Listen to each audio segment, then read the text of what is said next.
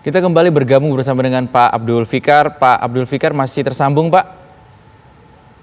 Oke, yuk.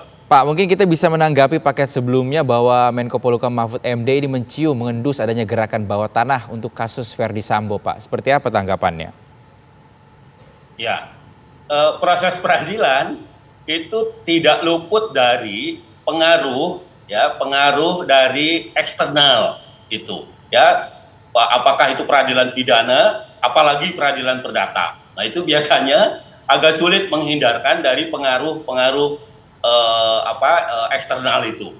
Nah, pengaruh itu bisa atasan, jabatan, atau bahkan pengaruh uang. Ya, jadi itu sangat mungkin. Jadi selama itu proses peradilan, pengaruh itu menurut pengalaman saya, ya secara praktis gitu ya, itu agak sulit dihindarkan. Sekarang soalnya adalah bagaimana sejauh mana kita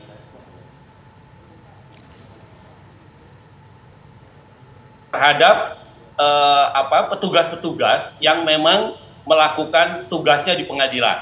Ya, artinya jabatan-jabatan yang memang melakukan tugasnya di pengadilan, umpamanya hakim, ya, atau jaksa. Nah, itu yang perlu ada, menurut saya harus ada pengawasan. Karena biasanya intervensi itu seperti Pak Mahfud katakan tadi, ya, bisa dalam segala bentuk gitu, ya, bisa dalam segala bentuk, dan yang intinya adalah mempengaruhi peradilan, ya, apakah itu membebaskan atau melepaskan terdakwa atau bahkan merendahkan hukuman terdakwa gitu, ya, atau sebaliknya gitu. Tapi yang sebaliknya, yang menghendaki terdakwa dihukum berat, biasanya tidak sampai intervensi melalui secara ekonomis gitu, ya. Tetapi yang lebih banyak adalah yang intervensi yang dilakukan oleh gerakan bawah tanah, kalau Pak Mahfud bilang tadi, ya, ya, ingin membebaskan atau meringankan hukuman terdakwa. Nah, biasanya seperti itu gitu. Jadi memang di peradilan itu sesuatu yang harus diwaspadai gitu, ya.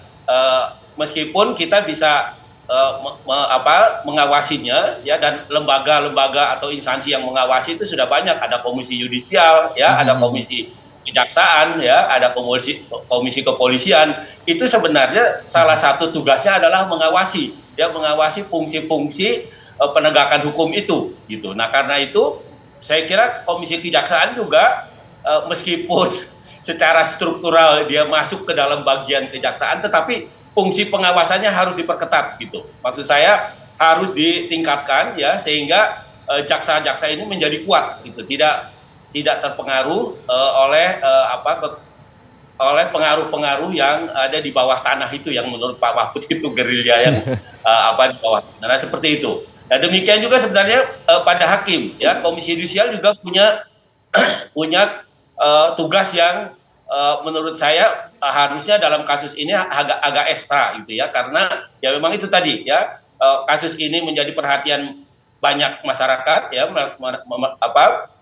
menyita perhatian banyak orang, ya. Nah, karena itu semua penegak hukumnya harus bekerja dengan benar, bekerja dengan tracknya gitu, ya, sesuai dengan kewenangan dan kekuasaannya, sehingga tidak bisa diintervensi baik itu oleh kekuasaan itu sendiri maupun oleh uang umpamanya dan sebagainya. Saya kira begitu. Pak, tidak bisa dipungkiri selalu ada gerakan bawah tanah, ya, dalam setiap pengenangan perkara ataupun kasus. Bentuk apa sih, Pak, yang paling sulit dicegah atau paling sulit ditolak? Bentuk-bentuk intervensi seperti apa?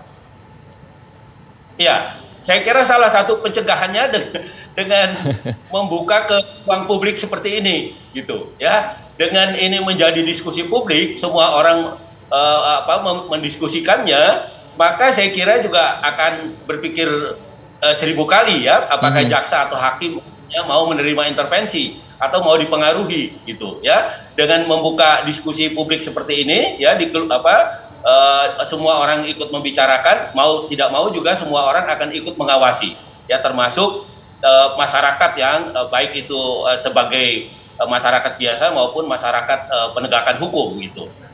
Meskipun secara formal seperti saya katakan tadi, ada instansi yang memang tugasnya mengawasi, ya, jaksa umpamanya diawasi oleh komisi kejaksaan, ya, komisi kejaksaan punya apa namanya, punya beban moral sebenarnya untuk menjaga itu, ya. Karena itu dia seharusnya harus bekerja keras ya untuk mengawasi apa jaksa-jaksanya, gitu, jaksa-jaksa yang ada di bawah menjadi tugas dan kewenangan pengawasannya. Demikian juga Komisi Yudisial, ya, dia juga mestinya harus bekerja ekstra ketat, ya, ekstra keras, ya, mengawasi.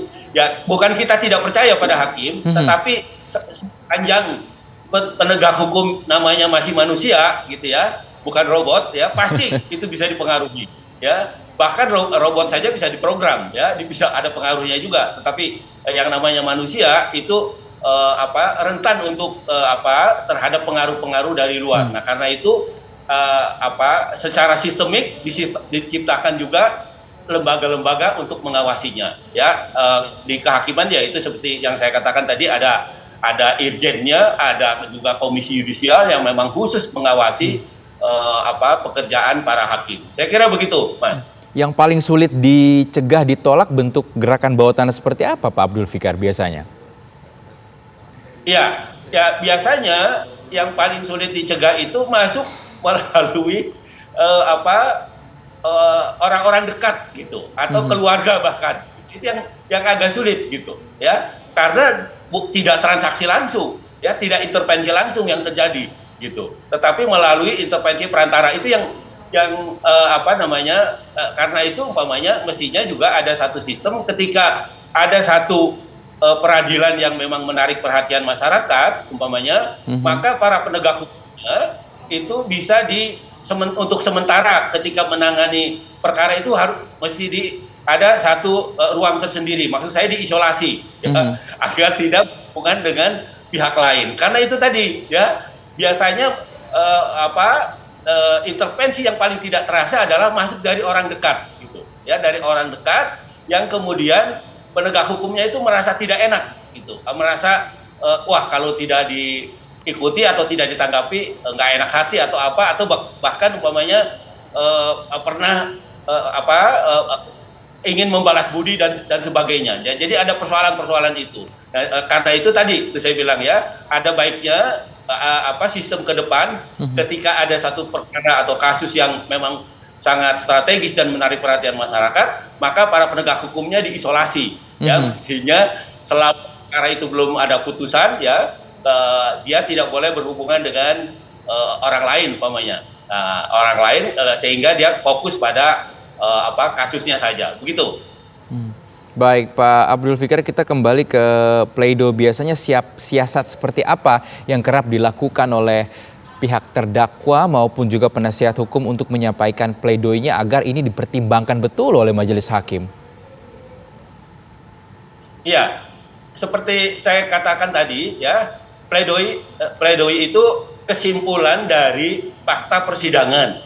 Nah, di fakta persidangan itu ada bagian yang memberikan kesempatan kepada terdakwa dan penasehat hukum untuk mengemukakan baik bukti-bukti, alat bukti surat umpamanya, atau alat bukti saksi atau ahli tandingan, bukan tandingan, maksud saya kan ada ahli yang dibawa oleh jaksa, terdakwa pun boleh bawa, kan gitu. Nah, itu sebenarnya kesempatan untuk melakukan pembelaan yang real, gitu sebenarnya. Nah, ketika harus dibuat dalam pembelaan tertulis, pledoi itu sudah kesimpulan sesungguhnya, ya. Tapi pembelaan yang real adalah ketika terdakwa dan penasehat hukumnya diberi kesempatan untuk mengajukan baik saksi yang meringankan atau dokumen atau surat atau ahli atau alat bukti lainnya pada waktu pemeriksaan pembuktian. Ya, dalam hal ini adalah pemeriksaan saksi, ahli, atau bukti surat dan sebagainya. Saya kira itu ruangnya, itu ruang yang bisa dimanfaatkan oleh terdakwa dan penasihat hukumnya, ya, secara maksimal. Karena kalau sudah selesai sampai pada tuntutan, tidak ada lagi ruang untuk mempengaruhi dalam tanda kutip, ya. Karena kan proses peradilan pidana ini kan sebenarnya baik jaksa maupun penasihat hukum dan terdakwa saling mempengaruhi hakim, kan. Di satu sisi membuktikan bersalah, di sisi lain membuktikan tidak bersalah, atau kalaupun bersalah dia melakukannya dalam kondisi atau dalam keadaan tertentu yang sangat terpaksa umpamanya seperti itu ya. Jadi saya kira isi pembelaan itu akan ke arah sana gitu, isi pledoi itu akan ke arah sana. Jadi pada dasarnya pledoi itu sudah dilakukan pada saat acara pembuktian ya. Pembuktian itu pemeriksaan saksi, pemeriksaan ahli, pemeriksaan alat bukti surat ya, dan pemeriksaan ahli, saksi, dan yang meringankan dari terdakwa. Itu sebenarnya sesungguhnya substansi pembelaan. Karena begitu sampai pada pledoi itu kan cuma kesimpulan dari fakta persidangan yang fakta persidangan yang sudah digelar. Itu artinya yang sudah dilakukan ya, dan kemudian akan disimpulkan di dalam pledoi itu. Kalau jaksa menyimpulkannya terbukti, nah sebaliknya kalau terdakwa dan penasehat hukum bisa menyatakan tidak terbukti, atau bisa juga kalau terbukti tapi dilakukan dalam keadaan terpaksa, atau dalam keadaan dipaksa, atau dalam keadaan di luar kemampuan terdakwa untuk menghindarkan dari tindakan yang harus dilakukan. Saya kira seperti itu, Mas. Berarti sudah tidak akan ada lagi fakta baru yang muncul di pledoi ataupun nota pembelaan dari terdakwa Pak Abdul Fikar ya? Betul, ya. Kecuali nanti ketika pada tingkat banding, ya masih boleh sebenarnya. Oke. Ya, banding itu kan gini. Peradilan itu terdiri dari 3 tingkat, ya. Pengadilan negeri, kemudian ada banding, ya. Nah itu masih memeriksa fakta, kemudian ada kasasi. Kalau kasasi memeriksa penerapan hukumnya, jadi tidak boleh lagi tambah bukti. Tetapi di proses banding sebenarnya masih bisa ditambah alat-alat bukti, ya. Bahkan minta persidangan dibuka ulang pun di tingkat banding masih bisa, gitu. Ya, jadi 2 tingkat ini, ya, 2 tingkat di tingkat pengadilan negeri dan di tingkat banding sebenarnya masih mungkin mengajukan fakta-fakta baik yang memberatkan maupun yang meringankan, ya, baik yang yang mendakwa maupun yang melakukan pembelaan. Jadi masih mungkin itu ya di tingkat banding. Nah, tapi ketika di tingkat kasasi pemeriksaan hanya sebatas penerapan hukumnya saja. Nah, kecuali nanti ketika ada putusan kasasi, kemudian ada satu upaya hukum lagi yang namanya peninjauan kembali. Nah, di situ pun bisa. Bahkan di situ dipersyaratkan seseorang bisa melakukan peninjauan kembali kalau ada bukti baru, ada novum baru. Gitu. Diketemukan novum baru bahwa terdakwa umpamanya tidak bersalah, gitu ya, atau terdakwa melakukannya sangat-sangat terpaksa. Nah, itu boleh nanti, tapi itu di tingkat PK. Tapi itu terhadap bukti yang baru diketemukan ketika diperiksa di pengadilan negeri dan pengadilan tinggi, tidak diketemukan bukti itu. Nah, atau juga bisa menilai ada kesalahan atau kekeliruan hakim ketika menjatuhkan putusan. Itu juga bisa menjadi alasan di peninjauan kembali. Nah, jadi menurut saya masih ada 2 kesempatan untuk melakukan menambah atau menambahkan alat bukti, gitu ya, baik di tingkat banding ya maupun umpamanya nanti kalau perkara ini lanjut pada tahap acara peninjauan kembali. Saya kira begitu.